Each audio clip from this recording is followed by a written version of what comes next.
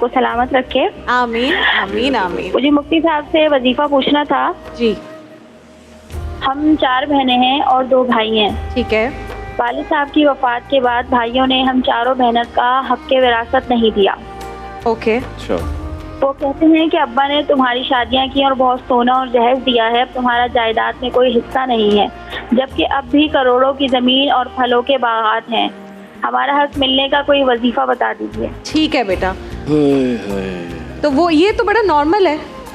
हम पख्तूनों में भी, मैं तो जो रियलिटी है मैं वो बात करती हूँ। वो कहते हैं कि जी वो जब शादी में जो दे दिया वो बहन का हो गया, अब जायदाद में थे, जायदाद में नहीं। ये क्यों भूल जाते हैं कि अल्लाह ताला ने जो हक मुकर्रर किया है, आपका कोई हक ही नहीं है कि उस हक के ऊपर आप कद्दे गन मारे, उसके ऊपर बिल्कुल ठीक है ना। कुरान मजीद की आयत है अम्मन युजीबुल मुत्तर्रा इज़ा दआहू व यक्शिफु सूअ, यानी भला वो कौन है जब कोई उसे बेकरार पुकारता है तो वो उसकी दुआ कबूल करता है और हर तकलीफ को दूर कर देता है। ये वाली आयत अगर ये रोज़ाना 11 बार पढ़ के अल्लाह की बारगाह में फिर दुआ करें, या अल्लाह हमारे भाइयों को तो हिदायत अता फरमा कि वो हमारे हक अदा करें।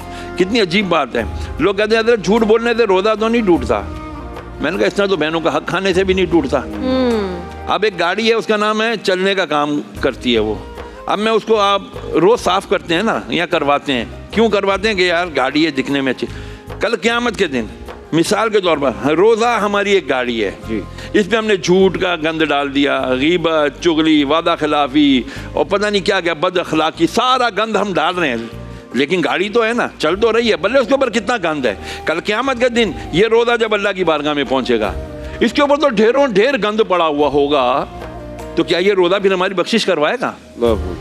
चलने को तो रोज़ा है ना, चलने की तो गाड़ी है ना, कहने को तो रोज़ा है, लेकिन ऐसा रोज़ा हमारे किसी काम का नहीं जो बहनों का हक खा जाए, जो माँ बाप का दिल दुखा दे, जो बहन भाइयों को आपस में लड़वा दे, जो अपने गुलामों नीचे काम करने वालों पर अपनी बादशाह खाम का चौधराहट कायम करे, ऐसा फिर रोज़ा। अच्छा, आपने जिक्र किया था ना कि अगर बहनों का हक खा के कोई इफ्तार पार्टीज कर रहा है या लोगों में पैसे बांट रहा है या कुछ। सर लोग उम्रे पे गए हैं, अभी भी गए भी बता रहा हूँ मैं आपको, ये उम्रा के लोगों का चक्कर देके काबे के चक्कर लगा रहे हो, ये चक्कर नहीं खत्म होने वाले। अच्छा चाहिए साहब, इसमें थोड़ा क्लैरिफाई भी कर देना कि जो हक है वो वालिद साहब अपनी ज़िंदगी में ही बता कर जाएंगे, या अगर वालिद साहब ज़ाहिर गुजर गए, ज़िंदगी मौत का किसी को पता नहीं होता, तो उसके पास भाइयों के पास जो भी है वो करे। जो हक अगर वालिद हयाती में जिस औलाद को देकर गया वो उसका है और वो तरके में नहीं आएगा। अगर कभी ऐसा होता है कि एक वालिद साहब ने अपने बड़े बेटे के नाम लेट से एक नाम पे घर कर दिया, तो क्या जो वालिद ने उसके नाम पर कर दिया उसमें से भी उसको देना पड़ेगा? नहीं नहीं नहीं, जो कोई हिस्सा देखें, इसमें